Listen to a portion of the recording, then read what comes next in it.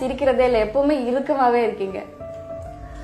இல்லை, சிரிக்கிறது உண்டு தான். குழந்தைகளை பார்த்தா உலகத்தை மறந்துடுவேன். நான் சிரிச்சிருக்கிறேன், நிறைய சிரிக்கிறேன். அது ஒன்றும் பிரச்சனை இல்லை. பிரச்சனைகள் நிறைய, எந்த நேரமும் பிரச்சனைகள் உள்ள மக்களை தான் நான் காலையே 7 மணிக்கு ஆரம்பித்தா இரவு 1 மணி வரையிலும் பிரச்சனைகளே கொண்ட ஒரு சமூகத்தோடு நான் வேலை செய்ய வேண்டியிருக்கு. வர்றவங்கெல்லாம் யாரும் சந்தோஷமான செய்தியை சொல்கிறது கிடையாது.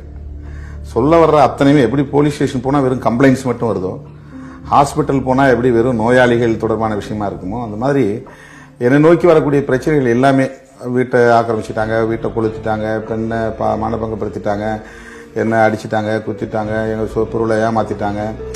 இந்த மாதிரி தான் அது மாதிரி உட்கட்சி பிரச்சனையும் அதே மாதிரி தான். அவன் மேலே நடவடிக்கை எடுங்க, இவன் மேலே நடவடிக்கை எடுங்க. அப்படி எதுவுமே ஒரு மகிழ்ச்சிகரமாக இதை நாங்கள் செஞ்சிட்டோம், இதை நாங்கள் சாதிச்சிருக்கிறோம், எங்களுக்கு இந்த மாதிரியான ஒரு நல்லது நடந்திருக்கு அப்படின்னு ஒரு மகிழ்ச்சிகரமான செய்தியை சொல்லக்கூடிய மக்களிடம் நான் வேலை செய்யலை.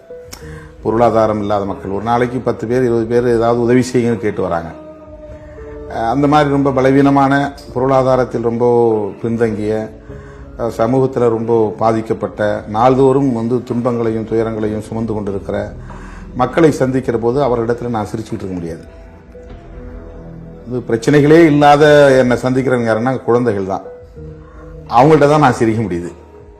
மற்ற சந்திக்கிற அவ்வளவு பேருமே பிரச்சனைகள் உள்ளவர்களாக தான் இருக்கு. என்கிட்ட யாருமே இந்தாங்க ஒரு நன்கொடையா ஒரு 1 லட்சம் வச்சிங்கன்னு சொல்றதுக்கு ஆள் கிடையாது.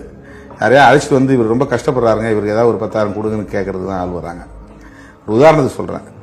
அந்த மாதிரி எங்க நிலத்தை ஆக்கிரமிச்சுக்கிட்டாங்க, எங்க வீட்டை கொளுத்திட்டாங்க, எங்க கொடிக்கம்பத்தை வெட்டிட்டாங்க, என் பெண்ணை காணோம், கடத்திட்டு போயிட்டாங்க, என் பையனை வெட்டிட்டாங்க. இப்படி 24 மணி நேரமும் துன்பங்களும் துயரங்களும் சுமக்கிற மக்களோடு நான் இருக்கிறேன். அதனால் எனக்கு அந்த மக்களுடைய உணர்வுகள் என்னவோ அது என்னை தாக்குகிறது. அந்த தாக்கத்தால் நான் அப்படி இருக்கிற ஒரு நிலை இருக்கலாம்.